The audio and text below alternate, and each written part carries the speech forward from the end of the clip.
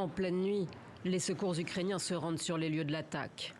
Une des infrastructures électriques de Kiev vient d'être ciblée par des drones. Selon les témoins, l'installation rongée par les flammes a été frappée 2 fois. C'était comme une vibration.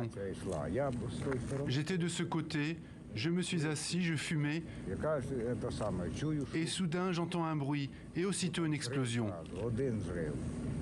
3-4 minutes plus tard, une deuxième explosion. Selon les autorités locales, 23 drones auraient visé cette nuit la capitale ukrainienne. 18 auraient été abattus par la défense anti-aérienne. Ce nouvel assaut n'a pas fait de victimes et le moral des habitants de Kiev semble encore tenir. Poutine mourra et ils mourront tous. Nous leur survivrons. Allez, viens, ce n'est rien. Nous réparerons tout et nous vivrons longtemps et bien. L'armée de l'air ukrainienne l'affirme. Les engins utilisés dans l'attaque sont de fabrication iranienne. Ils ont été tirés par les Russes depuis la mer d'Azov. En réponse au revers militaire de ses troupes, Moscou plonge les Ukrainiens dans le froid et l'obscurité et diffuse ces images d'exercices militaires de troupes russes en Biélorussie, au nord de l'Ukraine. Une vidéo publiée quelques heures avant l'arrivée ce lundi de Vladimir Poutine à Minsk.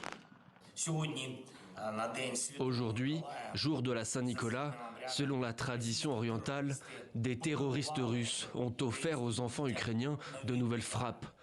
Je vous demande de soutenir notre pays dès maintenant et de fournir tout ce qui peut maintenir la dynamique sur le champ de bataille et accélérer le mouvement vers la victoire.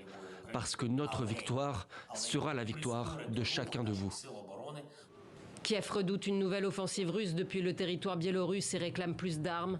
Londres annonce la livraison d'une importante quantité de munitions destinées à l'artillerie ukrainienne. Le Royaume-Uni, allié de la première heure, s'engage même à égaler, voire dépasser, le niveau de son aide militaire à l'Ukraine l'an prochain.